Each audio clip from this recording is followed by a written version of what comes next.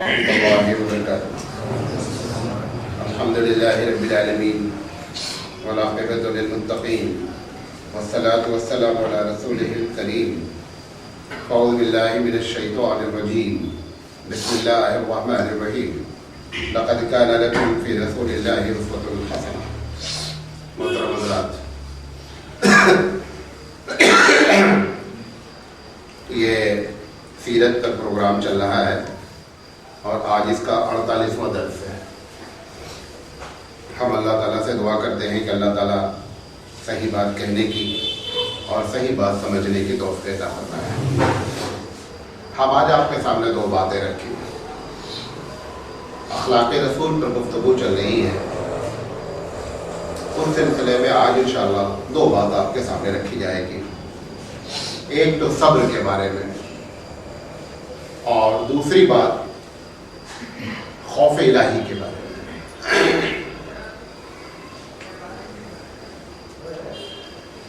صبر کے بارے میں سب سے پہلے صبر کی تعریف معلوم ہونا چاہیے. صبر کیسے کہتے ہیں؟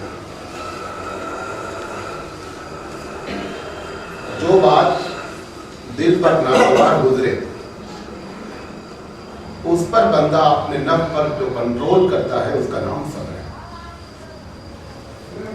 ناگواری کبھی مصیبت کی وجہ سے آ سکتی ہے، کبھی اللہ کے احکام پر عمل کرنے میں کاہلی کی وجہ سے آ سکتی ہے، کبھی اللہ کے احکام منع کرنے پر دل کے دلچسپی پیدا ہوتی اس کے روکنے سے آ سکتی ہے. یہ تینوں طریقے پر صبر ہوتا ہے. بات نہیں سمجھے میری. ایک مصیبت آئی، عموماً ہم یہ سمجھتے ہیں کہ جب مصیبت آئی تو بندہ اس پر صبر کرے، اس کا نام کیا ہے؟ صبر ہے. یہ سب کو مفہوم معلوم ہے. آپ نماز پڑھنے کے لیے اٹھنا چاہ رہے ہیں، نفس کہہ رہا ہے نیند بہت اچھی. اب یہ آپ جب تک صبر نہیں کریں گے نیند پر تب تک جو ہے آپ نماز نہیں پڑھ سکتے. یہ بھی صبر ہے.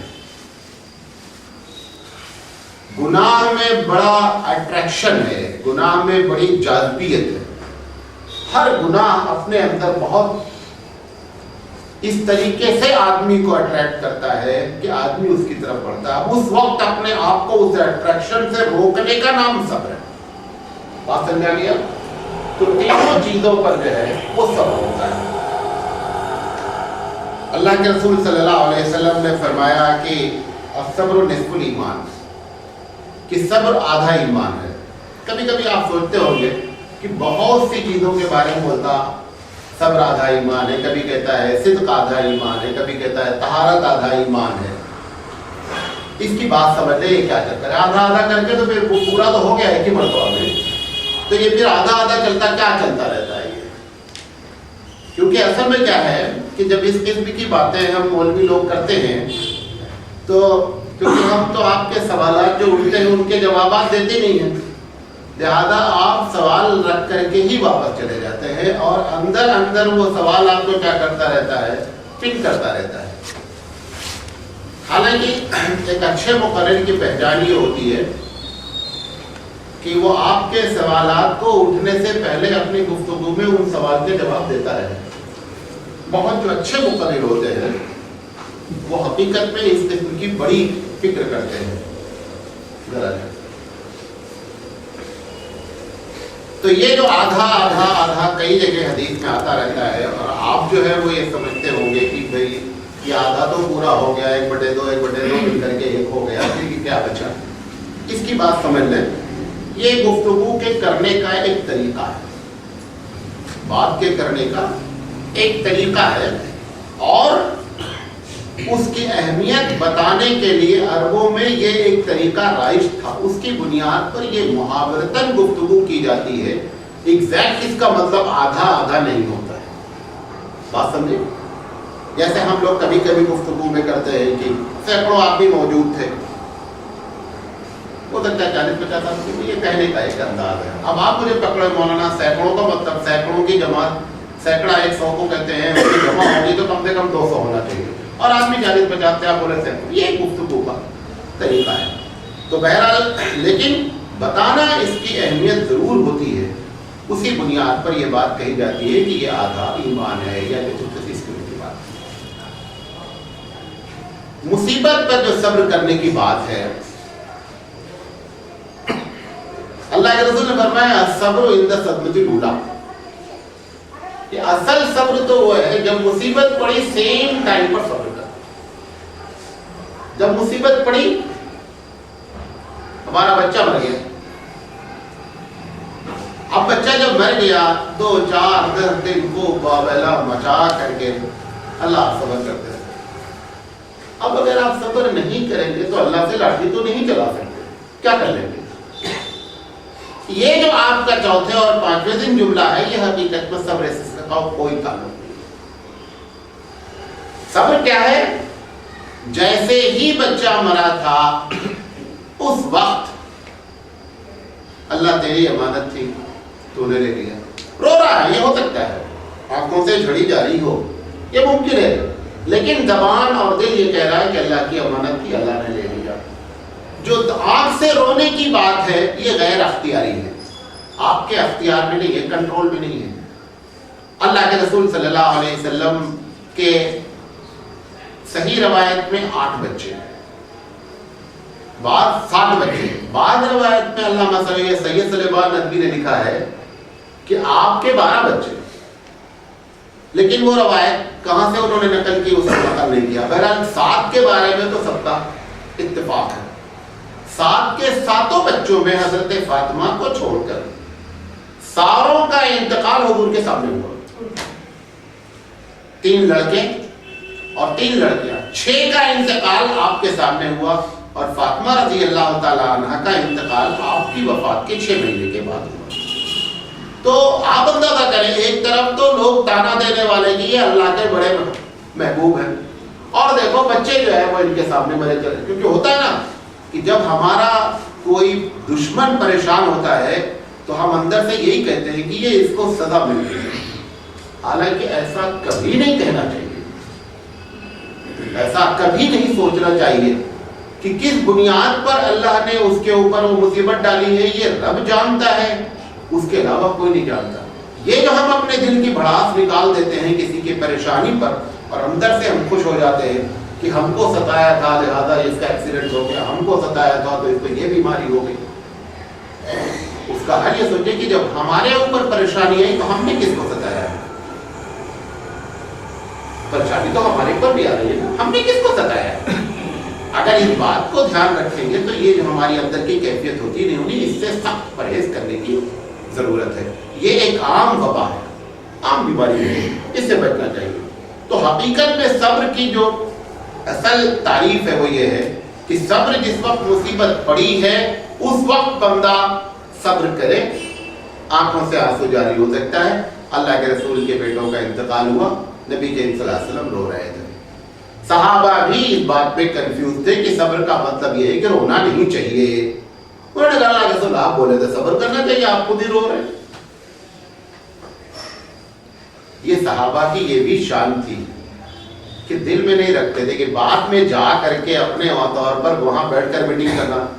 لوگوں سے بہت صبر کی بات کرتے ہیں، خود دیکھو رو رہے ہیں. یہ بات آپ یاد رکھیں، مخلص آدمی کی پہچان یہ ہوتی ہے کہ آپ کی خرابی کو آپ کے منہ پر بیان کرے گا، اور جو شخص آپ کی خرابی کو آپ کے پیچھے بیان کر رہا ہے وہ حقیقت میں بڑا مخلص دشمن ہے. اگر آپ کو ہماری بھلائی مقصود ہے، میری کوئی بات آپ کو خراب لگی تو ہم کو ہمارے سامنے کہیں مولانا یہ بات آپ کی اچھی نہیں لگی. یہ جب آپ کہیں گے تو ہم کو نہیں اچھا لگے گا. یہ بھی پرابلم ہے. اسی پرابلم کی وجہ سے وہ بندہ ہمارے منہ پر بات بولنا بند کر دیا ہے. حالانکہ بعد میں ہم اپنے دل میں اس کے بارے میں کہیں گے کہ یہ آدمی ہے بڑا اچھا، جو ہوتا ہے دل میں نہیں رکھتا بول دیتا ہے. بعد میں یہ کہیں گے، گھر کے فوراً آپ جب کہیں گے تب ہم تھوڑا سا ہچکچائیں گے، لیکن بعد میں آپ کے بارے میں ہمارا نظریہ بڑا اچھا رہے گا. تو اللہ کے رسول کے صحابہ کی شان تھی، انہوں نے کھٹ سے پوچھ لیا، بعد میں جا کر کے محفل میں کمنٹ کرنے کی کوئی ضرورت نہیں ہے. رسول اکرم صلی اللہ علیہ وسلم نے فرمایا کہ دیکھو میں نے جو منع کیا ہے کہ اللہ تعالیٰ نے کوئی مصیبت ڈالی ہے تو اس پر صبر کرنا چاہیے. یہ جو ہم رو رہے ہیں، ہماری آنکھیں ہیں، یہ فطرت ہے، غیر اختیاری، یہ ہمارے اختیار میں آنسو نہیں ہے، اس پر اللہ، اور یہ پالیسی آپ سمجھ لیں، جتنے بھی غیر اختیاری معاملے ہوتے ہیں اس پر پروردگار عالم کبھی ہماری گرفت نہیں کرتا ہے، جو اس کا نام ہی غیر اختیاری ہے، ہمارا اس کے اوپر کوئی اختیار نہیں ہے۔ تو یہ جو رونا ہے یہ اس سے صبر کے خلاف بات نہیں ہے۔ اچھا، کس صبر پر ثواب ملتا ہے؟ غور سے سنیے گا۔ ایک آدمی نے ایک آدمی کو ایک جھاپڑ مارا، وہ جھاپڑ مارنے پر اس کے جواب دینے پر قادر ہے، قدرت رکھتا ہے کہ وہ بھی ایک جھاپڑ کھینچ کے مار سکتا ہے۔ ادھر کا اچھا، میں نے آپ کو معاف کر دیا، اسی کو حقیقت میں ثواب ملتا ہے۔ اب ایک آدمی نے ایک جھاپڑ مارا، یہ چھوٹا ہے وہ طاقت والا ہے، اپنے دل میں سوچ رہا ہے بیٹا اگر میں بھی تمہارے اتنا طاقت ہوتا نا میں 4 جھاپڑ لگا تھا تم کو، مار نہیں پا رہا، یہ سوچ رہا ہے۔ اب اس کو صبر کا ثواب نہیں ملے گا، لیکن جھاپڑ جو پڑا ہے اس کا ثواب ملے گا۔ یہ دونوں الگ الگ باتیں ہیں، بات سمجھے؟ مصیبت جو بھی آتی ہے مومن کو، ہر مصیبت پر ثواب ملتا ہے، اور اگر اس مصیبت پر اس نے صبر کر لیا تو ڈبل ثواب ملتا ہے، مصیبت آنے کا ثواب اور صبر کرنے کا ثواب۔ لیکن جو صبر کی فضیلت بیان کی گئی ہے وہ اسی وقت ہے کہ جب بندہ اس بات پر قادر ہو کہ وہ بدلہ لے سکے، اور اس نے کیا کیا؟ اللہ کے لیے صبر کر لیا، اور یہ صبر بڑا خطرناک ہوتا ہے سامنے والے کے لیے۔ آپ کو معلوم ہے کبھی کبھی ایسا بھی ہو جاتا ہے کہ اگر اللہ والا کوئی بندہ ہے، صحیح میں اللہ والا بندہ ہے، اور اس نے صبر کر لیا تو آپ لٹک جائیں گے۔ اللہ کے رسول صلی اللہ علیہ وسلم نے پوری زندگی میں اپنی ذات کے لیے کسی سے بدلہ نہیں لیا، عموماً کیا کیا؟ معاف کر دیا۔ ایک مرتبہ ایسا ہوا آپ بیمار ہو گئے، اللہ کے رسول کے زمانے میں ایک دوا ہوتی تھی جو آخری دوا کہلاتی تھی کہ یہ پلانا مرد کا آخری ہے، وہ اتنی کڑوی ہوتی تھی کہ کوئی پینا نہیں چاہتا۔ نبی صلی اللہ علیہ وسلم سے لوگوں نے کہا کہ آپ پی لیں، اللہ کے رسول نے کہا میں قطعی نہیں پیوں گا۔ اللہ کے رسول بے ہوش ہو گئے اس بیماری میں، صحابہ ہمارے محبت میں کہ اب بے ہوش نے لاؤ دوا پلا دیں، اللہ کے رسول کو دوا پلا دیا۔ وہ اتنی تلخ تھی کہ اس بے ہوشی میں بھی یہ بات محسوس ہوئی اللہ کے رسول کی کہ ہم کو دوا پلائے گی۔ جب ہوش میں آئے تو بولے کون کون دوا پلایا؟ بولے صحابہ، کہا جو لوگ ہم کو دوا پلائے سب کو دوا پلاؤ۔ یہ مذاق میں نہیں بولے، کرنا ہے، سب کو دوا پلانا ہے۔ اب وہ دوا صاحب جتنے لوگ اس میں کوئی پکڑا ہوگا، کوئی دوا بنایا ہوگا، جو لوگ انوالو تھے سب کو وہ دوا پلائی گئی۔ مولانا تھانوی سے پوچھا گیا کہ حضرت اللہ کے رسول تو بدلہ لیتے نہیں، یہ بدلہ لے لی نا؟ کہا کہ اللہ کے رسول کو جو تکلیف پہنچی تھی اس پر اگر اللہ کے رسول صبر کر لیتے تو یہ سب لٹک جاتے ہیں۔ کون؟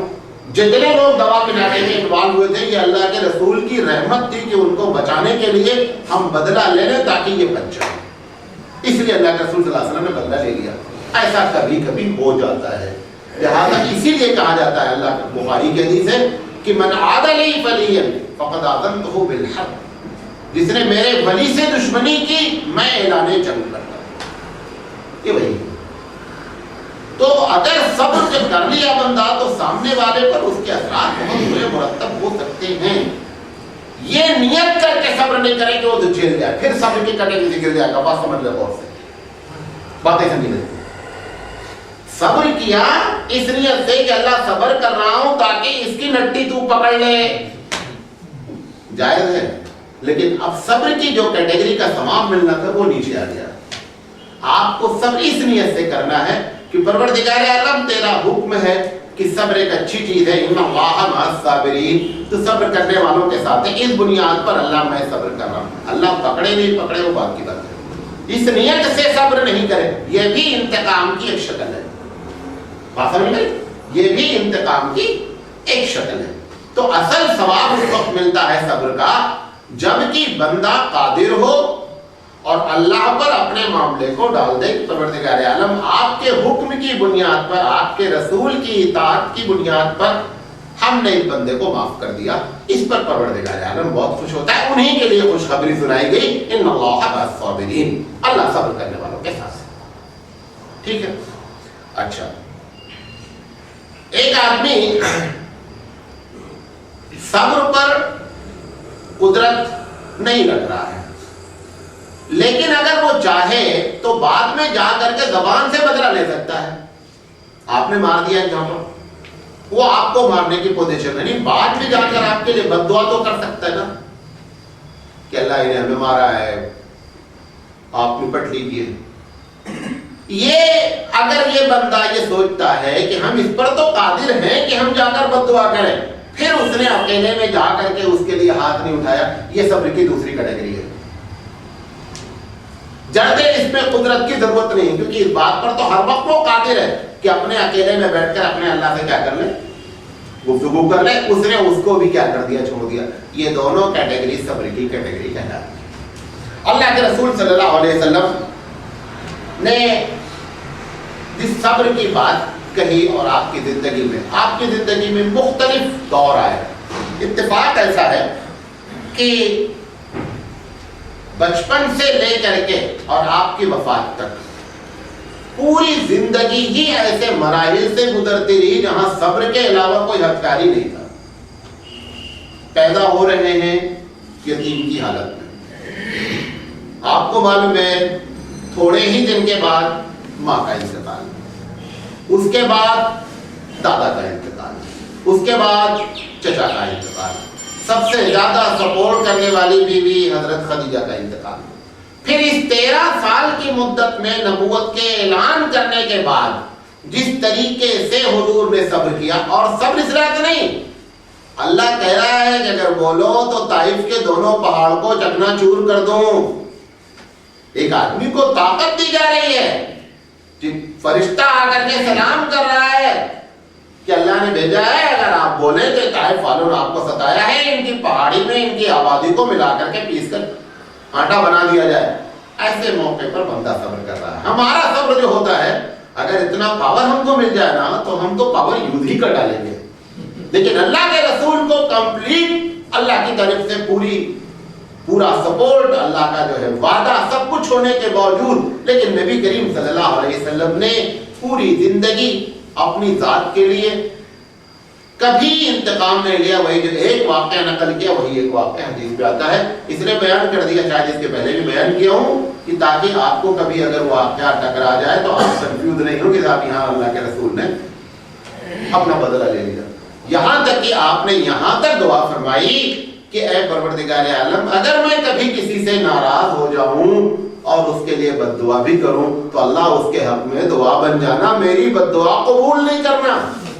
کوئی آدمی یہ دعا نہیں کرتا کہ اللہ میری بد دعا، میں کسی کو بد دعا کروں تو قبول نہیں کرنا، کیونکہ انسانی فطرت سے ایسا جملہ نکل سکتا ہے. لیکن اس کے باوجود یہ دعا اللہ کے رسول نے فرمائی کہ اگر کبھی ایسا ہو جائے تو اللہ میری بد دعا اس کے حق میں دعا قبول کر لینا. طائف کے واقعات ہیں، رسول کے قریش کے ستانے کے واقعات ہیں، مرڈر کے پلاننگ کے واقعات ہیں. کبھی کبھی تو اپنے لوگ اگر ستاتے ہیں تو بہت صبر کی ضرورت ہوتی ہے. ایک دشمن ستا رہا ہے، پہلے سے معلوم ہے کہ یہ ہمارے بارے میں کوئی اچھی رائے نہیں رکھتا ہے. ایک یا دو واقعہ ایسا ہوا ہے کہ اللہ کے رسول کو بڑا سخت اندر سے صبر کرنے کی ضرورت ہوئی. اللہ کے رسول مال غنیمت آیا تقسیم کر رہے تھے. 2 انصاری صحابی، اچھے انصاری صحابی، انہوں نے آ کر کے اللہ کے رسول نے کہا کہ یہ جو آپ کر رہے ہیں نا، آپ اپنی لوگوں کو دیتے، ہم کو دیتے نہیں.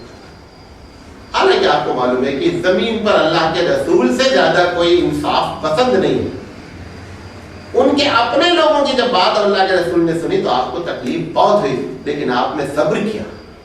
حالانکہ اگر آپ ذرا بھی کوئی جملہ بول دیتے تو ان کے لیے زہر ہو جاتا، لیکن اللہ کے رسول صلی اللہ علیہ وسلم نے کیا کیا؟ صبر فرمایا. تو اس طریقے سے آپ کی پوری زندگی صبر کا ایک بہترین نمونہ ہے. ہم لوگوں کو بھی چاہیے، جو میں نے آپ کو شروع میں ڈیفینیشن بتائی کہ صبر کیسے کیسے ہونا چاہیے، ایسے صبر کرنے کی ضرورت ہے مشکل کام. لیکن آپ کو کل بھی بتایا تھا اور ہمیشہ بتاتا رہتا ہوں جس جنت کے ہم طلبگار ہیں وہ بغیر مشکل کے حاصل نہیں ہوتی، اس میں مشکل ہی مشکل ہے، اس کے علاوہ جنت کے حصول کا کوئی طریقہ نہیں۔ دوسری چیز اللہ کا خوف، غور سے سنیے گا اس کو۔ خوف کسے کہتے ہیں؟ دل کا گھبرا جانا، دل کا گھبرا جانا کسی ایسی چیز سے جو طبیعت پر ناگوار ہو۔ شریعت میں عذاب کو سوچ کر کے گھبرانے کا نام خوف الہی ہے۔ عذاب کو سوچ کر بندہ گھبرا گیا، اس کا نام خوف الہی ہے۔ ایک چیز اس میں تو شرط ایمان ہے، ایک چیز اس میں فرض ہے۔ ایک چیز یعنی ایک خوف شرط ایمان ہے، ایک خوف فرض ہے، ایک خوف مستحب ہے۔ دیکھیں یہ پہلے والی تقریب طرح نہیں ہے جو ابھی بات کی، اس کو ہمارے ساتھ آپ کو رہنا پڑے گا۔ سب سے پہلی بات جو شرط ہے، ہر انسان کو یہ عقیدہ رکھنا ہی رکھنا ہے کہ اگر ہم گناہ کریں گے تو پروردگار عالم ہم کو عذاب دے گا، یہ شرط ایمان ہے۔ اگر کوئی آدمی یہی ایمان نہیں رکھ رہا ہے تو یہ ایسا نہیں ہے کہ خوف، یہ شرط ایمان ہی نہ ہونے سے یہ ایمان سے ہی نکل چکا ہے۔ وہ کہہ رہا تم لوگوں کا ایسے ہی سب ڈرانے ورانے کی بات ہے، یہ اللہ تعالیٰ ایسے ڈرا دیا ہے کچھ نہیں ہوتا نا۔ باتوں کی بات بولتے ہیں کہ جنم جہنم آنم کی جب آپ لوگ بات کرتے ہیں یہ سب سمجھانے کا ایک طریقہ ہے نہیں اس کے پیچھے کچھ۔ اگر ایسا کوئی عقیدہ رکھ رہا ہے اور یا بول رہا ہے تو اس کا مطلب وہ ایمان سے خارج ہوا۔ شرط ایمان یہ ہے، کیوں؟ کیونکہ قرآن میں اللہ کے رسول صلی اللہ علیہ وسلم نے دونوں نے یہ بات بڑے کلیئر وے میں بتائی ہے کہ گناہوں کی سزا کیا ہے؟ عذاب ہے۔ لہذا جب بندہ یہ عقیدہ نہیں رکھتا ہے تو اللہ کی آیت کا کیا کرتا ہے؟ انکار کرتا ہے۔ تو ایک چیز تو اس میں شرط ایمان ہے۔ نمبر 2، اگر گناہ کے وقت جب گناہ کر رہا ہے بندے کو عذاب یاد آ گیا، عذاب اس سے بڑی پکڑ ہوگی پروردگار عالم کی جانب سے، اور اللہ تعالیٰ کی وعید اسے یاد آ گئی، یہ یاد آنا یہ گویا کہ اس نے اپنے اوپر اس چیز کو فرض کر لیا۔ بچا نہیں بچا وہ بات کا معاملہ ہے، بچنا بات کی بات ہے۔ لیکن اس ایک ہوتا نا کہ گناہ کر رہا ہے اور بے خوف ہو کر کے یہ گناہ ہی نہیں ہے، دوسرا یہ ہے کہ گناہ تو کر رہا ہے لیکن خوف برقرار ہے کہ صاحب یہ غلط کام ہو رہا ہے۔ کیوں؟ اس کے چانسز یہ ہیں کہ کل یہ اللہ کی طرف پلٹ کر آ جائے، پہلے والے کے پلٹنے کے کوئی چانسز نہیں ہے۔ تو یہ جو خوف ہے یہ خوف فرض کہلاتا ہے۔ دوسرا مستحب کہلاتا ہے، بغیر گناہ کے، گناہ کچھ نہیں، ایسے بیٹھے ہوئے اچانک یاد آ رہی، قبر یاد آ گئی، کسی کے مرنے کا سین یاد آ گیا، یا ویسے ہی بیٹھ کر اللہ کے بارے میں غور کر رہے ہیں اور آدمی کے اوپر خوف خدا طاری ہو گیا، یہ مستحب ہے۔ یہ کیا ہے؟ مستحب ہے۔ اس سے ہماری زندگی کے اندر خوف الہی کی بنیاد پر ہم نیکی کی جانب کیا ہو سکتے ہیں؟ چل سکتے ہیں۔ تو یہ 3 طرح کا خوف ہوتا ہے۔ اچھا، اس کے بعد اس تینوں خوف کو ملا کر کے کہتے ہیں یہ عقلی خوف ہے، ایک فطری خوف ہے جس سے کوئی نہیں بچ سکتا۔ ابھی میں اچانک جو ہے وہ بندوق کسی کے کندھے پہ رکھ کر کے ٹھائے سے مار دوں، چونک جاتا ہے۔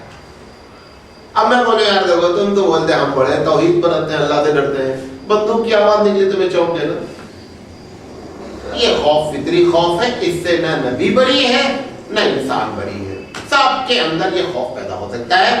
موسیٰ علیہ السلام کے سامنے سانپ ڈالا گیا اور موسیٰ علیہ السلام کیا ہو گیا؟ گھبرا گئے۔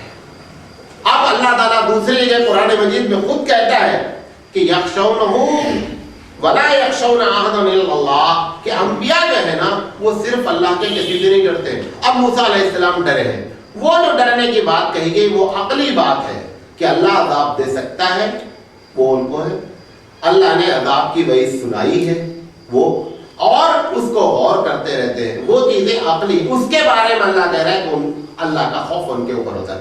یہ جو سانپ دیکھ کر کے موسیٰ علیہ السلام ڈر گئے، اس ڈر کا خوف سے کوئی تعلق نہیں ہے، یہ فطری خوف ہے، ہر آدمی کو ہو سکتا ہے۔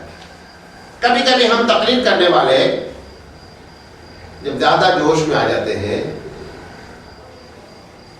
آپ لوگوں کے اندر خوف خدا نہیں ہے، آپ آفیسر سے ڈرتے ہیں، سانپ سے ڈرتے ہیں، بچھو سے ڈرتے ہیں، لیکن خدا سے نہیں ڈرتے.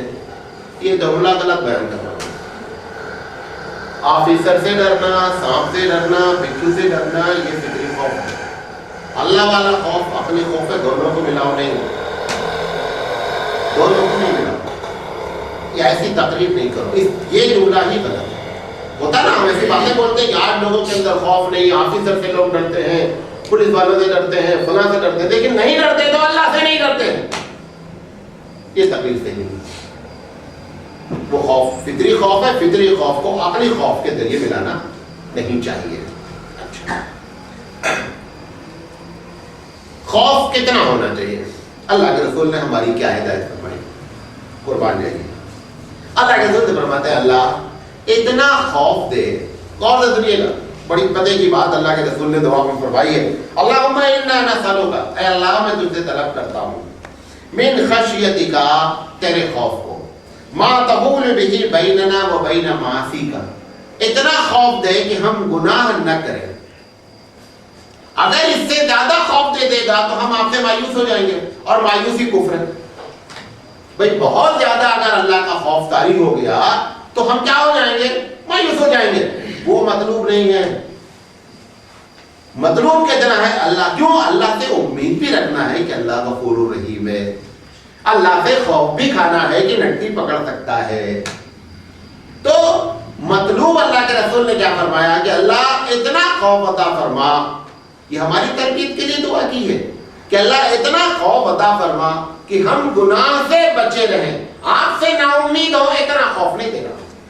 تو اتنا خوف ہم لوگوں کو مطلوب ہے. بات سمجھے؟ اچھا. رسول اکرم صلی اللہ علیہ وسلم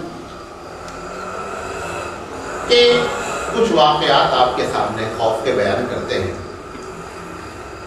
حضرت عثمان بن مظعون رضی اللہ تعالیٰ عنہ کا انتقال ہو گیا. نبی کریم صلی اللہ علیہ وسلم گئے تو باڈی رکھی ہوئی تھی. ایک صحابیہ چاہے حضور کو سنانے کے لیے اور چاہے بے اختیاری طور پر انہوں نے یہ کہا کہ بڑا اس باڈی کو خطاب کر کے کہا کہ اللہ نے عثمان کو بڑا نوازا. نبی کریم صلی اللہ علیہ وسلم نے پوچھا کہ تم کو یہ کیسے معلوم ہوا کہ اللہ نے اس کو بہت نوازا؟ کہا اگر اس کو نہیں نوازا تو پھر کس کو نوازا؟ نبی کریم صلی اللہ علیہ وسلم نے فرمایا کہ میں بھی یہی امید رکھتا ہوں، لیکن میں یہ ہے خوف الہی، لیکن میں نبی ہونے کے باوجود بھی یہ نہیں کہہ سکتا کہ میرے ساتھ پروردگار عالم معاملہ کیا کرے گا. یہ روایت معلوم، یہ روایت بخاری کی. یہ تمنا نہیں، مطلب نہیں کہ خدا نہ خواستہ نبی کریم صلی اللہ علیہ وسلم کو اللہ سے امید نہیں ہے. ہماری تربیت اور اپنی بات کہ اللہ سے امید ہمیشہ رکھو لیکن خوف کھاتے رہو.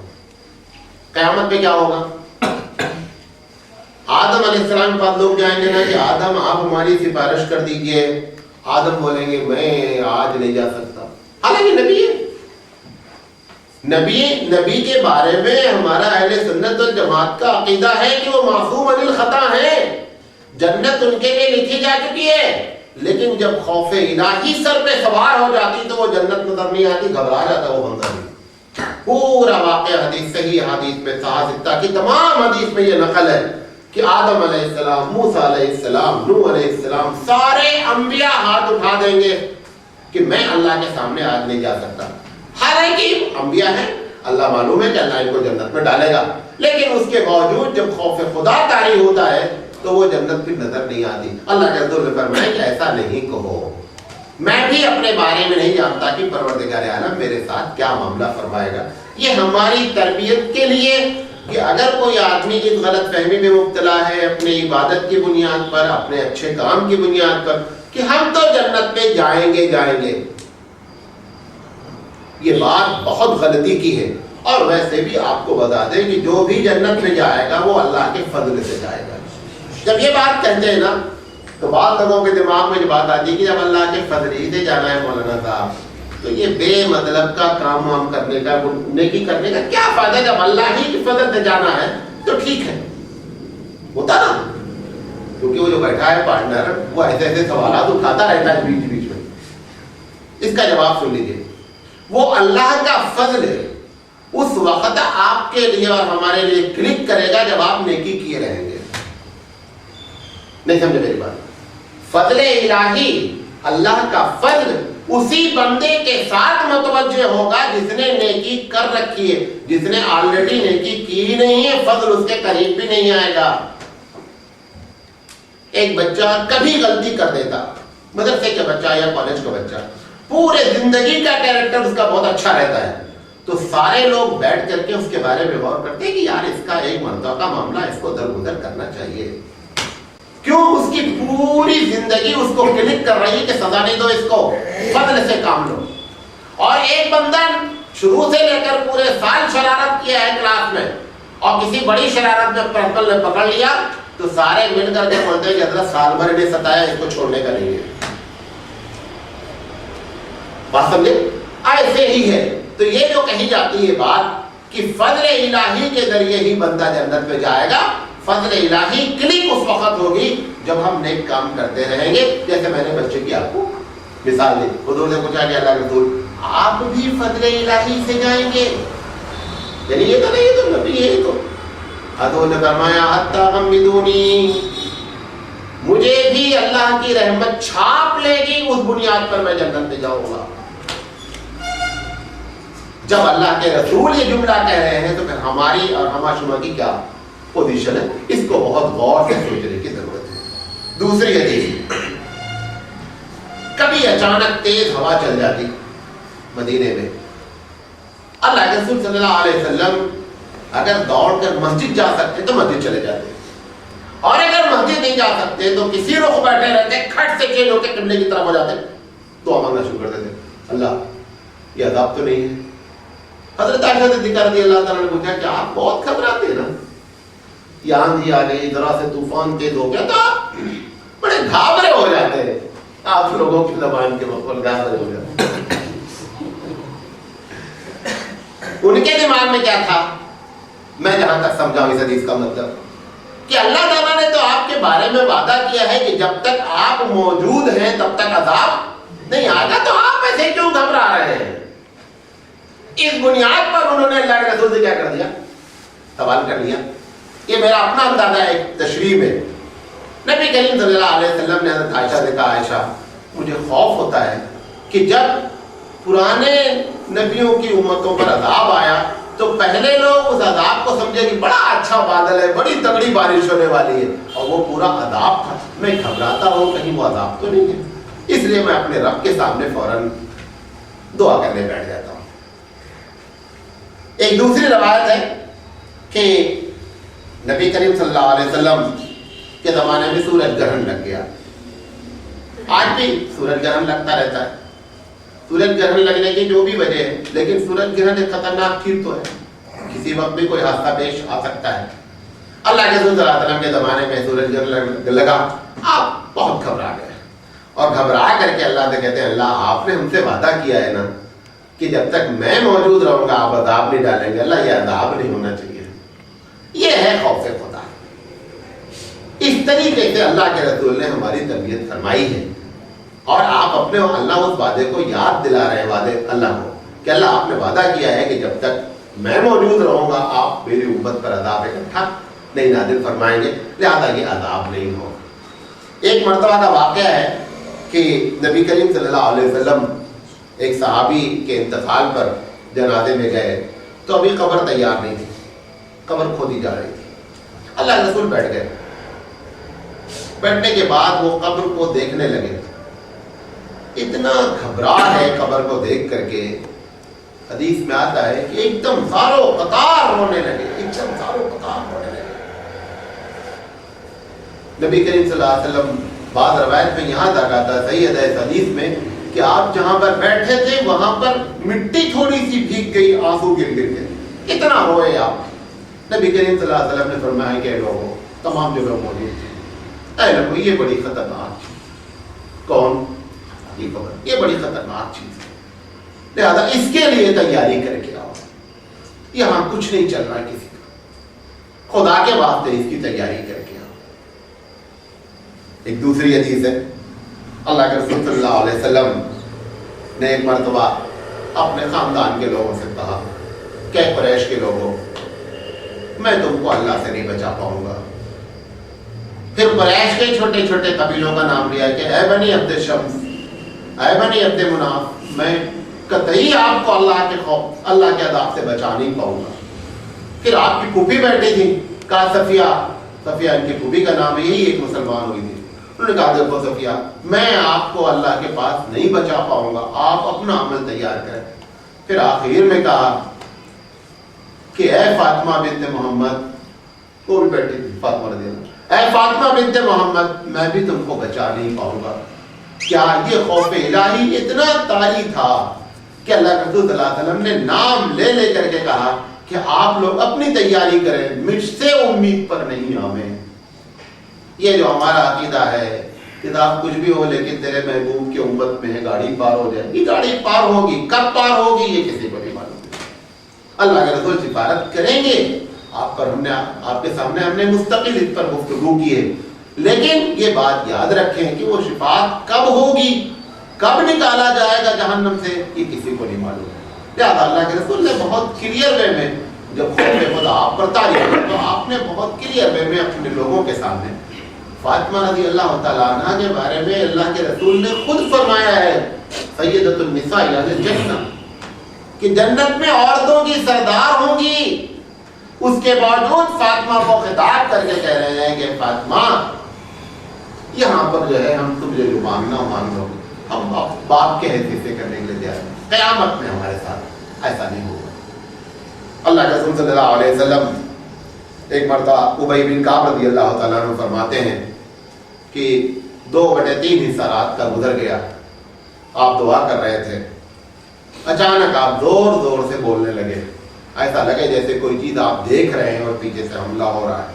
اللہ کے رسول صلی اللہ علیہ وسلم نے فرمایا کہ زلزلہ آ رہا ہے، گھبراہٹ. حالانکہ وہاں کوئی نہیں تھا، آپ اپنے کمرے میں تھے اور زور زور سے چلا رہے ہیں کہ لوگوں زلزلہ آ رہا ہے، اے لوگوں تمہارے پیچھے موت آ چکی ہے، سامان لے کر کے آ چکی. اسی جملے کے ریپیٹ کر رہے ہیں کہ لوگوں یہ موت یہ اتنی خطرناک چیز ہے کہ جس سے کسی کو بچنا نہیں ہے. قبل اس کے کہ وہ ہم کو پکڑ لے، اس سے پہلے ہم کیا ہو جائے، نیک ہو جائے. اللہ کے رسول صلی اللہ علیہ وسلم نے اس قسم سے اپنے امتی کو یہ ساری باتیں بتا کر کے بتایا ہے کہ اللہ سے امید بھی رکھو اور اللہ سے خوف بھی رکھو.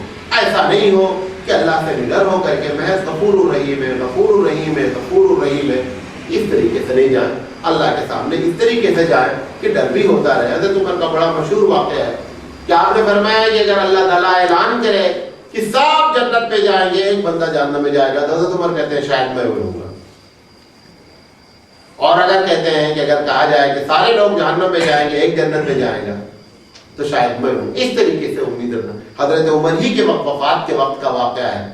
جب ان کے انتقال کا وقت قریب آیا تو کچھ لوگوں نے خوشخبری دی کہ عمر آپ تو خلیفۃ المسلمین ہیں، آپ کے زمانے میں اللہ نے بڑی فتوحات دی، بڑی بڑی جنگیں لڑی گئی، اللہ نے خوب اسلام کو پھیلایا. حضرت عمر رونے لگے، کہا میں صرف اتنا چاہتا ہوں کہ اللہ میرے ساتھ معاملہ برابر برابر کا کر دے، نہ ہم کو گرفت کرے نہ ہم کو ثواب دے، برابر برابر کر دے تو بھی ہم پروردگار عالم کا بڑے شکر گزار. لہذا ہم لوگوں کو جو ہے اس پر جو ہے سننا چاہیے اور فکر کرنی چاہیے.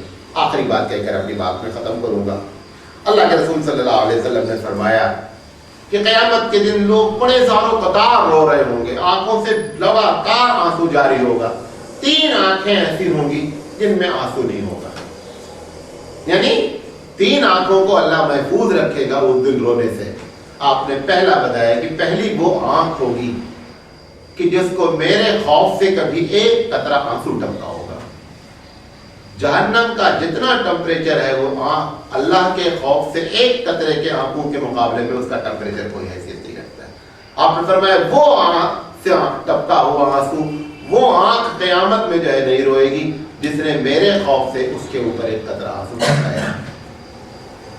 بعض لوگ اس کو تھوڑا سا دوسری بات بتانے سے پہلے اس کو تھوڑا کلیئر کرتے ہیں.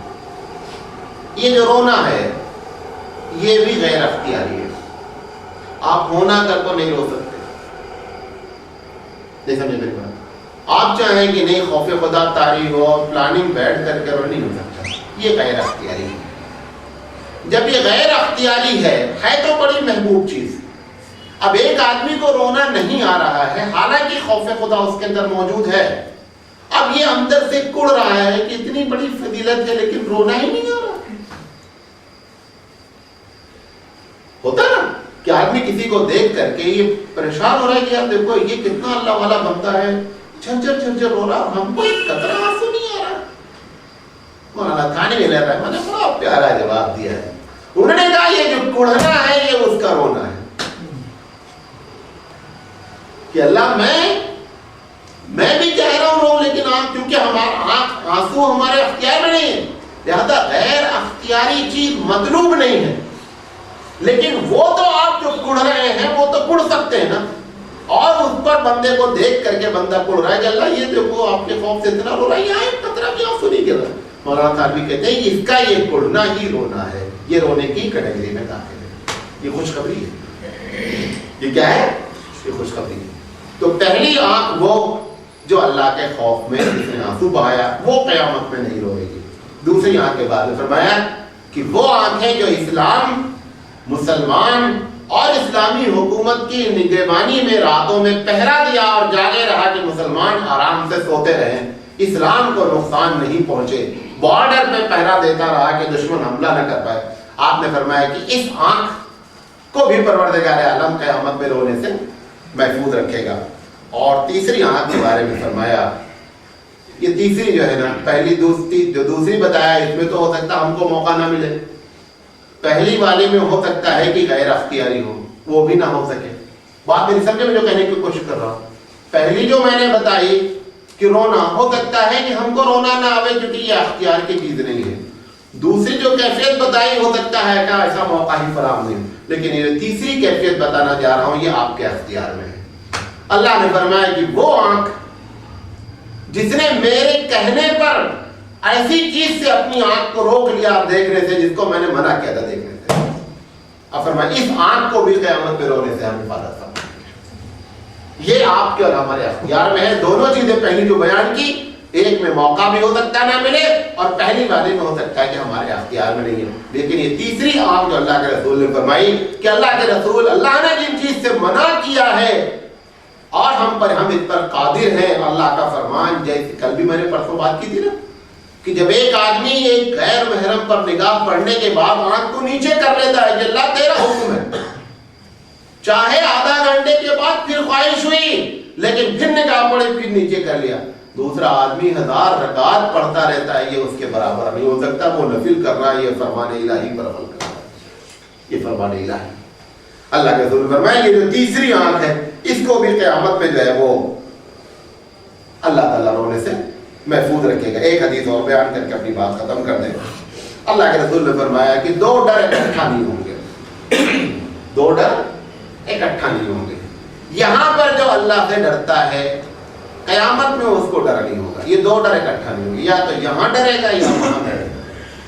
پھر آپ نے فرمایا جو یہاں نہیں ڈرتا ہے اس کو وہاں ڈرنا. ایک ڈر ہونے ہونا, دونوں ڈر اکٹھا نہیں ہوں گے کہ یہاں بھی ڈرو اور وہاں بھی. اب سوال یہ کہ سارے انبیاء ڈرے ہوئے ہیں, قیامت کی بات بھی نا, سارے انبیاء ڈرے ہوئے. وہ اللہ کا جلال ہے, اس کے سامنے ہمت نہیں ہو رہی ہے گفتگو کی, لیکن اندر سے پوری امید ہے کہ پروردگار عالم ہم نے اپنی زندگی اچھی گزاری ہے, رب ہمارے ساتھ اچھا معاملہ فرمائے گا. وہ خوف الہی ایک الگ چیز ہے جو رب ذوالجلال کا جو ہے وہ جلال ہے.